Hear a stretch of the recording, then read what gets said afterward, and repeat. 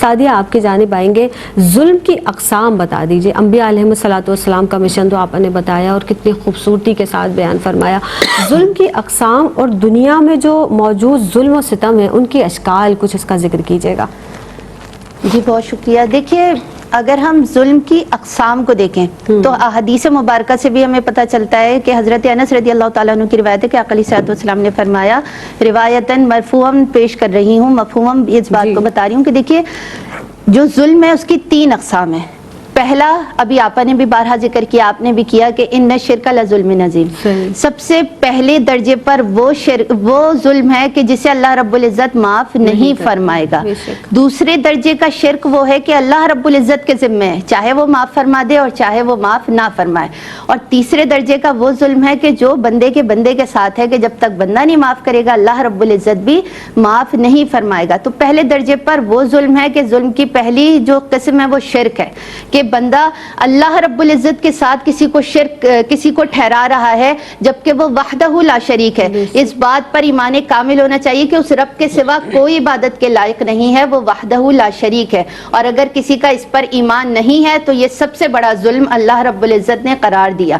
پھر اگر ہم دوسری قسم دیکھیں تو دوسری قسم وہ ہے کہ ہم ایمان کامل بھی رکھیں اور پھر اس کے حقوق میں کوتاہی کر رہے ہیں، حقوق اللہ میں ہم کوتاہی کر رہے ہیں، یعنی جن چیزوں کا اللہ رب العزت نے حکم دیا، نماز پڑھنے کا، روزہ رکھنے کا، زکوٰۃ دینے کا، استطاعت ہو تو حج کرنے کا، تو یہ وہ حقوق ہیں جو اللہ رب العزت کے، اس میں بندہ کوتاہی کرتا ہے تو پھر مارجن یہ نکلتا ہے کہ اس رب کی قدرت ہے، وہ اپنی قدرت کاملہ سے چاہے تو ان حقوق کی کوتاہیوں میں معافی دے دے، بے شک نہ چاہے تو وہ نہ دے۔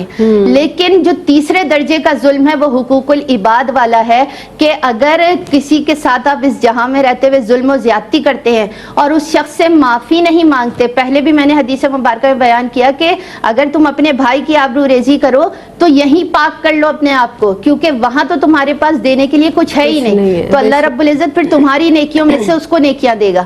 تو پھر اسی لیے حکم ہے کہ یہ آپ کو معافی یہی مانگنی ہے۔ تو یہ 3 قسمیں بنتی ہیں۔ پھر اگر ہم آج کے دور میں اشکال دیکھیں تو پہلی شکل تو شرک ہے کہ اگر کوئی شخص شرک میں مبتلا ہو گیا ہے تو وہ اللہ رب العزت اس گناہ کو معاف نہیں فرماتا۔ پھر اگر ہم دیکھیں تو دوسرا جو ہمارے پاس بنتا ہے وہ شکل بنتی ہے کہ معاشی ظلم ہو رہا ہے ایک، کہ اللہ رب العزت بھی قرآن پاک میں ارشاد فرماتے ہیں کہ جو لوگ سود کھاتے ہیں تو کل وہ قیامت کے دن ایسے اٹھائے جائیں گے جنہیں شیطان نے چھو کر پاگل کر دیا، یعنی کہ اس جہاں میں رہتے ہوئے غریب تر ہو رہا ہے اور امیر تر ہو رہا ہے۔ کیوں؟ کیونکہ جو لوگ سود کی، اور سود کو اللہ رب العزت نے حرام قرار دے دیا، لیکن ہم سود کے ذریعے سے کما رہے ہیں، دیگر معاملات سے کما رہے ہیں، اس سے کیا کہ ان کا حق مارا جا رہا ہے جو حقدار ہیں۔ تو پھر قیامت کے دن وہ سزا ملے گی کہ ان کا ٹھکانہ صرف جہنم ہے۔ جب اللہ رب العزت کی حدود کو کوئی کراس کرتا ہے تو اس کا ٹھکانہ جہنم ہے۔ پھر اگر ہم دیکھیں تو ایک سماجی ظلم ہو رہا ہے۔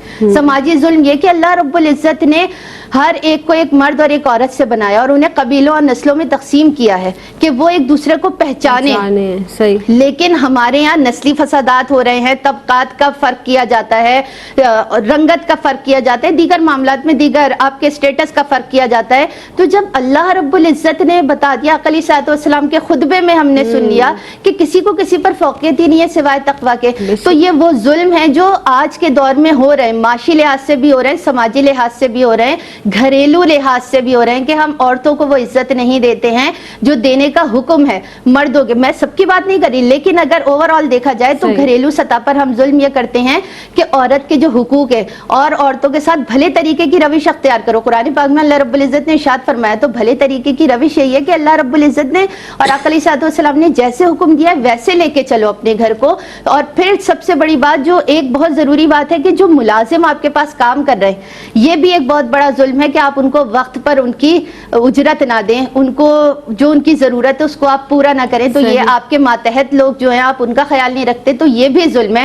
آپ اپنے بچوں میں فرق کرتے ہیں، کسی کو زیادہ اہمیت دیتے ہیں کسی کو کم، یہ بھی ظلم کی ایک شکل بنتی ہے۔ تو یہ مختلف اشکال ہے کہ جو آج ہمارے سامنے نظر آتی ہیں۔ پھر ہم دیکھتے ہیں کہ کوئی بچہ بہت خود سر ہو رہا ہے، کوئی بچہ کہتا ہے کہ ہم یہ گھر چھوڑ دیں گے یا ہم گھر پر نہیں رہیں گے گے یا ہم اپنے ماں باپ کو آگے سے جواب دیتے ہیں. بعض ماں باپ ڈر کر رہتے ہیں اپنے بچوں سے. یہ ظلم کی وہ اشکال ہیں جنہیں ہم نے اپنے رویوں سے پیدا کر دیا. تو اللہ رب العزت ہمیں ان سب سے بچنے کی توفیق عطا فرمائے.